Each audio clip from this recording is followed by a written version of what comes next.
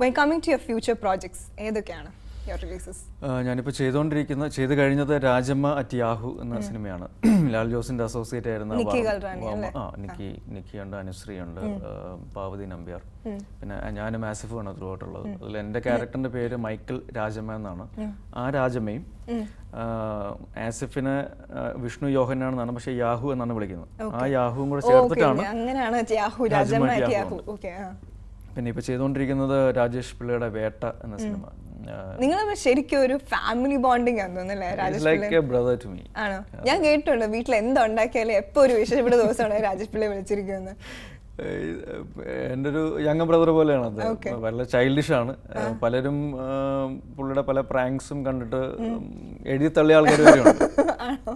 പക്ഷേ രാജേഷിനോട് ചോദിച്ചു കഴിഞ്ഞാൽ നേരെ തിരിച്ചു പറയും ചൈൽഡിഷ് ചാക്കോച്ചനാന്ന് പറയും. ബട്ട് ഐ ലൈക്ക് ഹിം, കാരണം ഹി ഈസ് സോ ടാലന്റഡ്. കാരണം ഞങ്ങൾ ആദ്യം ചെയ്ത പടം ഹൃദയത്തിൽ സൂക്ഷിക്കാനായിരുന്നു. It was a disaster. അതിനുശേഷം ഓൾമോസ്റ്റ് ഒരു 10 years കഴിഞ്ഞിട്ടാണ് ട്രാഫിക് എന്ന സിനിമയായിട്ട് വരുമ്പോൾ രാജേഷ് എന്ന ഡയറക്ടർ എത്രത്തോളം ഇവോൾവ് ചെയ്തു എന്നുള്ളത് കണ്ട് മനസ്സിലാക്കി അതിൽ അഭിമാനം കൊണ്ട ഒരാളും കൂടെയാണ്. അപ്പോൾ ഇനി വീണ്ടും ട്രാഫിക്കിന് ശേഷം വേട്ടയിലേക്ക് വരുമ്പോൾ ഞാനുണ്ട്, മഞ്ജു ഉണ്ട്, ഇന്ദ്രജിത്ത് ഉണ്ട്, is A good friend of mine. അപ്പോൾ അങ്ങനെ വീണ്ടും അങ്ങനത്തെ ഒരു ടീമുമായിട്ട് യോജിക്കാൻ പറ്റുന്നു. എനിക്ക് തോന്നുന്നു മലയാള സിനിമയിൽ ഇതുവരെ കണ്ടിട്ടില്ലാത്ത ജോണറിൽപ്പെട്ട ഒരു സൈക്കോളജിക്കൽ ത്രില്ലർ ഫിലിമായിരിക്കും. പിന്നെ ചെയ്യാൻ പോകുന്നത് വള്ളിയും തെറ്റി പുള്ളിയും തെറ്റി എന്ന സിനിമയാണ്. ഒന്നും തെറ്റാതെ വരണമെന്നാണ് എൻ്റെ പ്രാർത്ഥന. അതൊരു പുതിയ ടീമാണ്. എൻ്റെ ഡയറക്ടറും സ്ക്രിപ്റ്റ് റൈറ്ററും മ്യൂസിക് ഡയറക്ടറും എല്ലാം പുതിയ ആൾക്കാരാണ്. എസ് കുമാർ, ക്യാമറാമാൻ എസ് കുമാറിൻ്റെ കൂടെ ഉണ്ടായിരുന്ന ഋഷിയാണ് ഇതിൻ്റെ സംവിധായകൻ. എസ് കുമാറിൻ്റെ മകനാണ് ഇതിൻ്റെ ക്യാമറ ക്രാങ്ക് ചെയ്യുന്നത്, കുഞ്ഞുണ്ണി. പിന്നെ മലയാളത്തിലെ ബേബി ശ്യാമിലി തിരിച്ച് നായികയായിട്ട് വരുന്നു എന്നുള്ളൊരു പ്രത്യേകതയും കൂടെ ആ സിനിമയ്ക്കുണ്ട്. ഇങ്ങനെ ഒരു ക്യാരക്ടറിൽ നിന്ന് വേറൊരു ക്യാരക്ടറോട്ട് when you move at short intervals ശരിക്കും സ്ട്രെന്യൂസ് ആവാറുണ്ടോ? എനിക്ക് തോന്നുന്നു ഒരു ഫസ്റ്റ് 2 days നമ്മൾ കുറച്ചൊരു കൺഫ്യൂസ്ഡ് ആയിരിക്കും. എങ്ങനെ വേണം, എന്ത് ചെയ്യണം എന്നുള്ളതിനെ പറ്റി ഒരു കൺഫ്യൂഷൻ ഉണ്ടാവും. ബേസിക്കലി ഞാൻ ഒരു ക്യാരക്ടറിന് വേണ്ടി അത്ര പ്രിപ്പറേഷൻ ചെയ്യാത്ത ആളാണ്. അങ്ങനെ ഭയങ്കരമായിട്ട് പ്രിപ്പയർ ചെയ്ത് പ്രീ കൺസീവ് ചെയ്ത് പ്രീ ജഡ്ജ് ചെയ്ത് വരികയാണെങ്കിൽ അതല്ല ഡയറക്ടറും സ്ക്രിപ്റ്റ് റൈറ്ററും ഉദ്ദേശിച്ചെങ്കിൽ ടോട്ടലി ബ്ലാങ്ക് ആയി പോകും. അപ്പോൾ ഒരു സെറ്റിലേക്ക് പോകുമ്പോൾ ഒരു ക്യാരക്ടറായിട്ട് മാറുമ്പോൾ ആ ക്യാരക്ടറിനെ പറ്റി അതിൻ്റെ സംവിധായകനും സ്ക്രിപ്റ്റ് റൈറ്ററും വ്യക്തമായിട്ട് എന്നെക്കാളും നന്നായിട്ട് മനസ്സിലാക്കിയിരിക്കണമെന്ന് ആഗ്രഹിക്കുന്ന ആളാണ് ഞാൻ. അതങ്ങനെ തന്നെ വേണം താനും.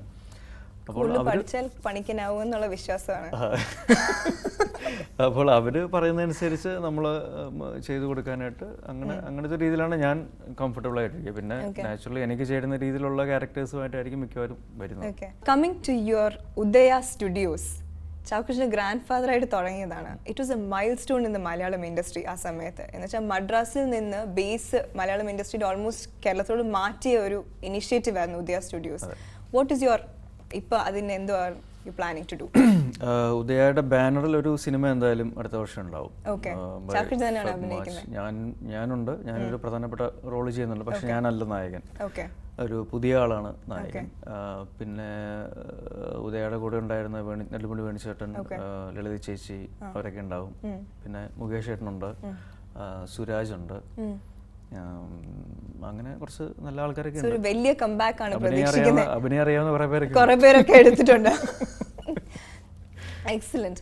ഐ ഹോപ്പ് ഉദയ സ്റ്റുഡിയോസ് ശരിക്കും ഒരു ഹിറ്റ് ആവട്ടെ എന്ന് ഞാൻ പ്രതീക്ഷിക്കുന്നു, ഒരു കംബാക്ക് നടത്തട്ടെ എന്ന് പ്രതീക്ഷിക്കുന്നു. ആൻഡ് യുവർ ഫ്യൂച്ചർ പ്രോജക്ട്സിനും all the best.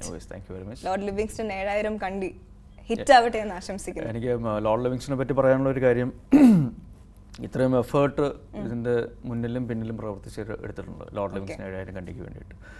അത് ആ ഒരു എഫേർട്ടിൻ്റെ മാക്സിമം ഒരു ഫീല് നമുക്ക് ലഭിക്കണമെങ്കിൽ തീർച്ചയായിട്ടും അത് സിനിമ തിയേറ്ററിൽ ചെന്ന് തന്നെ കാണും.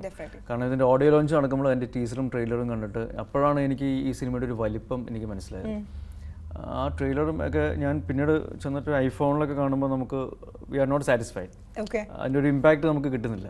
അപ്പോൾ അതുകൊണ്ട് തന്നെ ഒരു വൈഡ് സ്ക്രീനിൽ തിയേറ്ററുകളിൽ ചെന്ന് കാണുമ്പോൾ മാത്രമാണ് ലോർഡ് ലിവിങ്സ്റ്റൺ 7000 കണ്ടിയുടെ ഫുള്ളായിട്ടുള്ള ഒരു 100% എൻ്റർടൈൻമെൻറ്റ് വാല്യൂ നമുക്ക് ഫീൽ ചെയ്യാൻ പറ്റുള്ളൂ. So please go to the theatres and watch Lord Livingstone 7000 Kandi. എല്ലാവരോടും അഭ്യർത്ഥിക്കുന്നു. Thank you so much for coming to Star Jam. It is amazing having you. അപ്പോൾ താറാവ്